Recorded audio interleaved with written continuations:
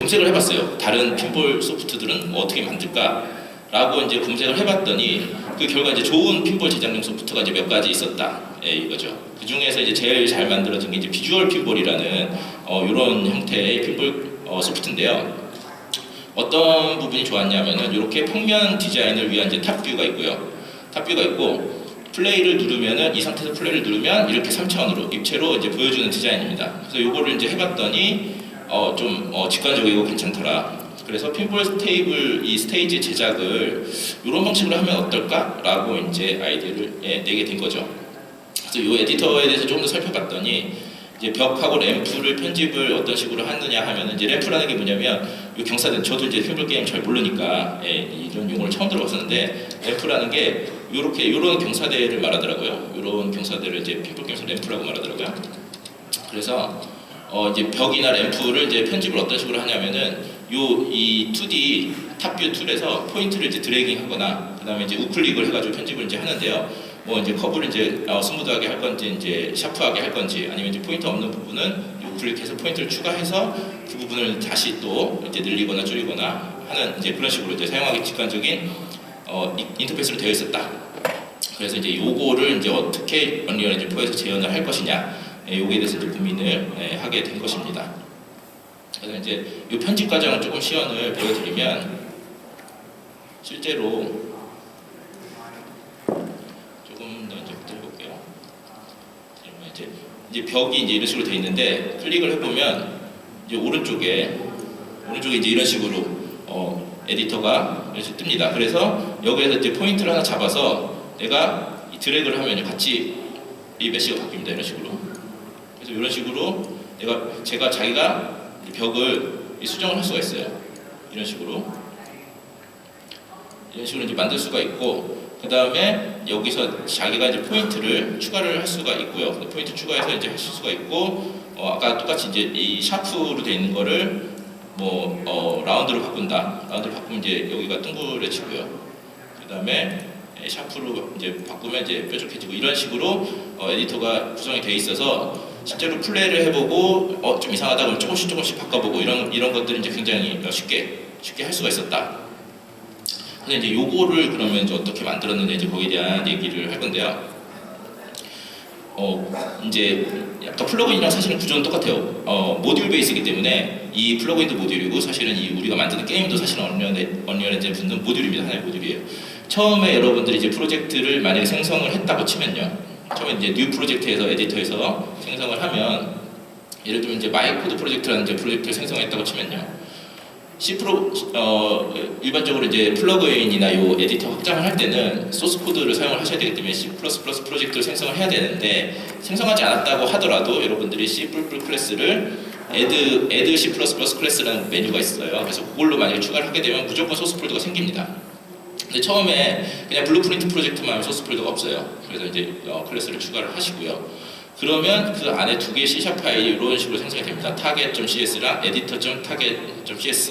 근데 이제 여러분들이 이제 에디터 모듈에 대한 개념을 아셨기 때문에 지금은 이제 왜 이렇게 파일이 두 개가 생겼는지 아마 아실 거예요. 근데 처음에 아마 관심이 없었던 분들은 이거 뭐지? 파일 두 개나 생기지? 이렇게 생각할 수가 있는데 여러분 이제 에디터 모듈을 위한 거라는 거 이제 감이 아마 오셨을 겁니다. 그래서 에디터에서 사용된 독자적인 에디터 UI 모듈은 일반적으로 에디터 전용 모듈에서 구현을 하게 되어 있습니다.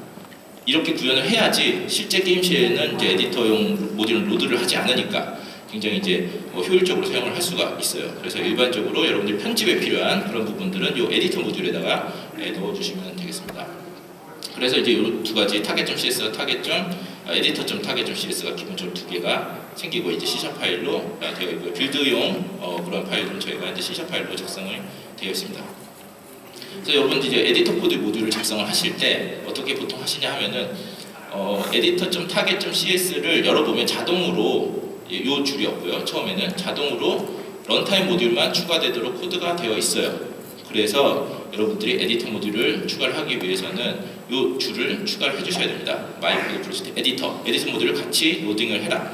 이 부분은 저희가 나중에 파워포인트를 다 슬라이드를 공개를 할 거기 때문에 적으실 필요는 없고요. 그냥 흐름만 여러분들이 파악을 하시면 되겠습니다.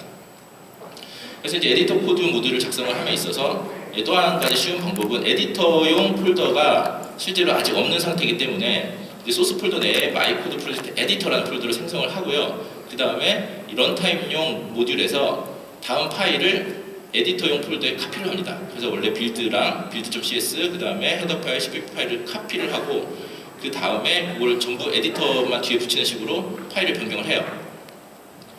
파일을 변경을 하고 그 다음에 editor.build.cs 파일을 넣은 다음에 이것도 마찬가지로 전부 런타임 코드 모듈 이름이 되어 있는 마이코드 프로젝트 이렇게 되어 있는 부분을 전부 에디터로 바꿔주십니다. 마찬가지로 인클루드 파일명도 에디터로 수정을 하시고 뒤에 임플리먼트 모듈 이 부분도 에디터로 수정하시고 한마디로 전부 런타임으로 되어 있는 건 에디터로 전부 다 바꿔라. 예, 그렇게 이제 정리가 되는 거고요. 그걸 바꾸신 다음에 제너레이트 프로젝트 파일을 배치 파일을 실행을 하시면 솔루션이 다시 이제 솔루션 정보가 새로 생기죠. 그래서 비주얼 스튜디오를 실행을 해보시면 비주얼 스튜디오 내에 이렇게 에디터 모듈이 생긴 것을 이제 확인하실 수가 있어요. 이제부터는 에디터 모듈이 이제 게임 코드에 이제 액세스가 가능해집니다.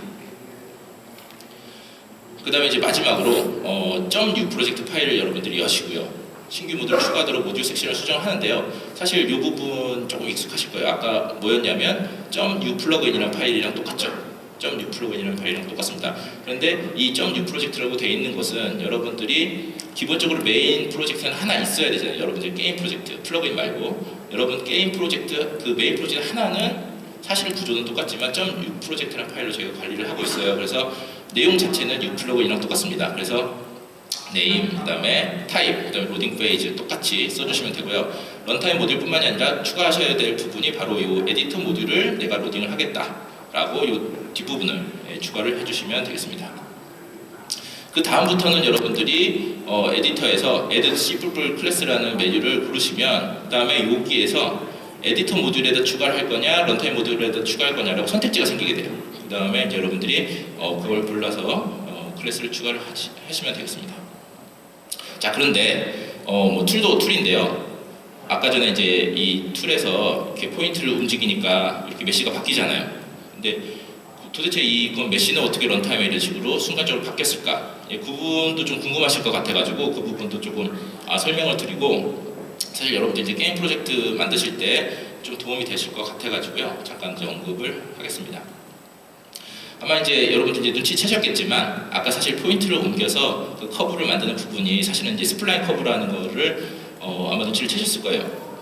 사실은 이제 저희 언리얼 엔진 4에서 이제 커스터마이즈 가능한 어떤 임의의 모양을 만들 수 있는 툴 중에 하나가 바로 이제 스플라인 커브인데요. 간단히 이제 포인트를 추가하거나 위치라든지 뭐 탄젠트 접선 이런 것들을 설정할 수 있는 컴포넌트입니다. 그래서 블루프린트에서도 여러분들이 간단하게 스플라인 검색하시면 이 스플라인이라는 걸 추가를 할 수가 있어요.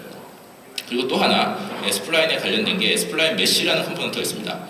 이 스플라인 컴포넌트 자체는 사실은 이제 에디팅 하실 때는 이제 보이지만 원래 그 자체가 눈에 보이는 건 아니에요. 저희가 에디팅을 위해서 이제 보여주는 거고. 그런데 실제로 스플라인 컴포넌트에 따라서 이제 메쉬를 변형시킬 수 있는 컴포넌트가 바로 스플라인 메쉬 컴포넌트입니다.